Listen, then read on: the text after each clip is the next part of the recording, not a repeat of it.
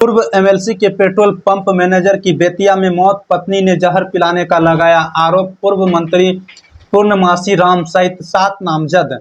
बगहा के एक युवक की मौत बेतिया में इलाज के दौरान हो गई। मृतक की पत्नी ने आरोप लगाया है कि उसे शराब में जहर पिलाकर मार डाला गया। पुलिस को दिए बयान में महिला ने पूर्व मंत्री पूर्णमासी राम, पूर्व एमएलसी राजेश राम, उनके पुत्र मोहर राम, विजय राम, लोरिया के फिरोज मियां और नरकटियागंज हरदिया चौक निवासी राजकुमार को नामजद आरोपी बनाया है। मृतक पटखोली ओपी थाना के वार्ड संख्या 11 के नरईपुर मोहल्ला निवासी संतोष राम 35 वर्षीय है, जो राजेश राम के पेट्रोल पंप पर मैनेजर का काम करता था।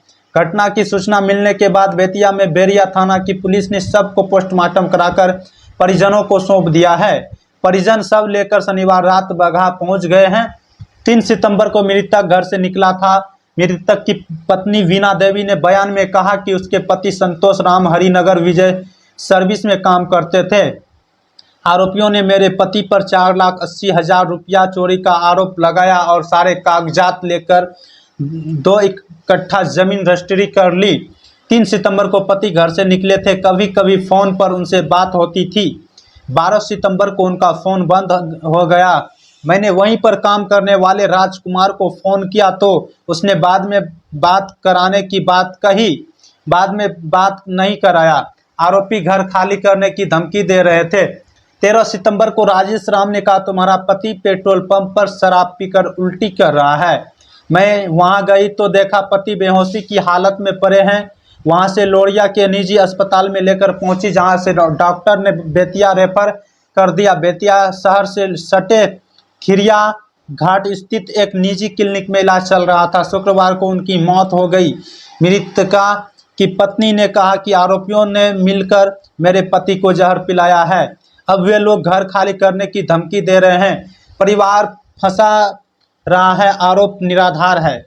बेरिया थाना अध्यक्ष प्रणय कुमार ने कहा कि मृतक की पत्नी का बयान दर्ज कर संबंधित थाने को कार्रवाई के लिए भेज दिया गया है। इधर पूर्व एमएलसी राजेश राम ने कहा कि संतोष मेरे पेट्रोल पंप पर मैनेजर के पद पर काम करता था। 45 लाख रुपये का गबन किया था। चुनाव में व्यस्तता के बाद जब हिसाब मिलाया गया तो पकड़ में आया। पैसा देने का दबाव बनाया गया।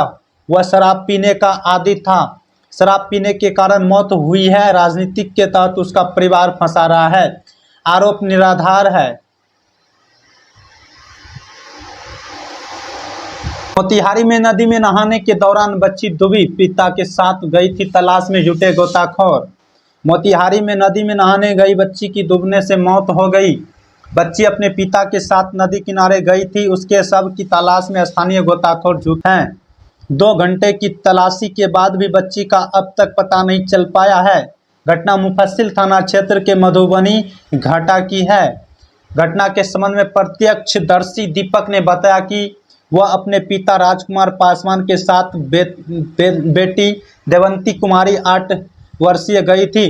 राजकुमार नदी से पानी लेकर आम के पेड़ में पानी। पूर्णिया में मुख्य पार्षद के 2 भाई को गोली मारी, एक की मौके पर ही हुई मौत, दूसरे की हालत नाजुक। भोज खाकर लौट रहे थे घर। पूर्णिया के बनमुखी नगर परिषद के मुख्य पार्षद संजना देवी के परिजनों पर अपराधियों ने ताबड़तोड़ फायरिंग की है। घटना जानकी नगर थाना क्षेत्र के कारी मंडल टोला का है। अपराधियों ने शुक्रवार देर रात भोज खाकर घर लौट रहे मुख्य पार्षद के 2 भाई को गोली मारी है, जिससे संतोष यादव की मौके पर ही मौत हो गई, जबकि एक अन्य युवक घायल हो गया। बीच बचाव के दौरान घायल बबलू यादव के पिता को भी चोटें आई है। दोनों को इलाज के लिए अस्पताल में भर्ती कराया गया है, जहां बबलू यादव की हालत गंभीर बनी हुई है। मृतक की पहचान अनिल यादव के पुत्र संतोष यादव 25 वर्षीय के रूप में हुई है। मृतक संतोष रिश्ते में बनमुखी नगर परिषद के मुख्य पार्षद संजना देवी के चचेरे भाई है, जबकि गोलीबारी में घायल दूसरा युवक बबलू यादव 26 वर्षीय मुख्य पार्षद के सगे भाई हैं।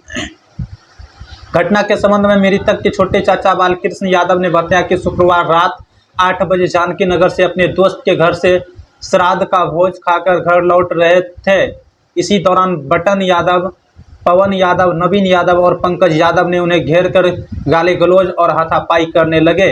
दोनों ने यह बात घर वालों को बताई, जिसके 1 घंटे बाद रात 9 बजे के करीब बड़े बुजुर्ग उन्हें समझाने गए। देखते ही देखते इस कहासुनी ने खूनी रूप ले लिया। लाठी डंडे और लोहे के रड से हम लोगों पर हमला कर दिया। इस दौरान पवन यादव और पंकज यादव ने पिस्टल निकाल संतोष यादव और बबलू यादव को गोली मार दी, जिससे संतोष की मौके पर ही मौत हो गई। देखते ही देखते चारों ओर चीख पुकार मच गई। आनन फानन में घायलों का अस्पताल में भर्ती कराया गया है। घायल बबलू की हालत नाजुक बनी हुई है। वेंटिलेटर पर जिंदगी और मौत से जंग लड़ रहा है। जमीनी विवाद में पहले भी हुई थी कहासुनी। मृतक के चाचा ने बताया है कि दबंग बटन यादव और पवन यादव का गांव के ही लव नारायण यादव से जमीन का विवाद चल रहा था। उन लोगों का ऐसा मानना था कि हम लोग इस विवाद में लव नारायण के पक्ष में खड़े हैं। इसी को लेकर पहले भी कहासुनी हुई थी, मगर तब मामला सुलझ गया था। लेकिन शुक्रवार रात को बात बिगड़ गई। क्या कहते हैं थाना प्रभारी?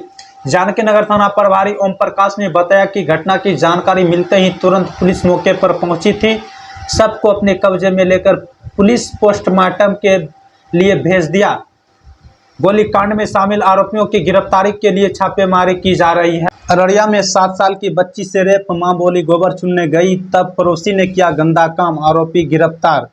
अररिया के रानीगंज थाना क्षेत्र में के एक गांव में शुक्रवार को 7 साल की मासूम बच्ची के साथ उसके गांव के ही एक व्यक्ति ने रेप की घटना को अंजाम दिया है। पुलिस ने उसी दिन कार्रवाई करते हुए आरोपी को गिरफ्तार कर लिया है। पीड़ित बच्ची की मां के बयान पर रानीगंज थाना में प्राथमिकी दर्ज कर ली गई है। मां ने बताया कि शुक्रवार को घर से थोड़ी दूर ही नदी के बगल में गोबर चुनने गई थी। इसी दौरान गाँव के ही सैना आलम के 27 साल के बेटे जुबेर आलम ने बच्ची को बहला फुसलाकर जंगल झाड़ी में ले जाकर जबरन रेप किया। बच्ची की रोने और चिल्लाने की आवाज़ सुनकर महिला अपनी बेटी को खोजने लगी। अररिया में 7 साल की बच्ची से रेप, मां बोली गोबर चुनने गई तब पड़ोसी ने किया गंदा काम, आरोपी गिरफ्तार। अररिया के रानीगंज थाना क्षेत्र में के एक गांव में शुक्रवार को 7 साल की मासूम बच्ची के साथ उसके गांव के ही एक व्यक्ति ने रेप की घटना को अंजाम दिया है। पुलिस ने उसी दिन कार्रवाई करते हुए आरोपी को गिरफ्तार कर लिया है। पीड़ित बच्ची की मां के बयान पर रानीगंज थाना में प्राथमिकी दर्ज कर ली गई है। मां ने बताया कि शुक्रवार को घर से थोड़ी दूर ही नदी के बगल में गोबर चुनने गई थी। इसी दौरान गाँव के ही सैना आलम के 27 साल के बेटे जुबेर आलम ने बच्ची को बहला फुसलाकर जंगल झाड़ी में ले जाकर जबरन रेप किया। बच्ची की रोने और चिल्लाने की आवाज़ सुनकर महिला अपनी बेटी को खोजने लगी।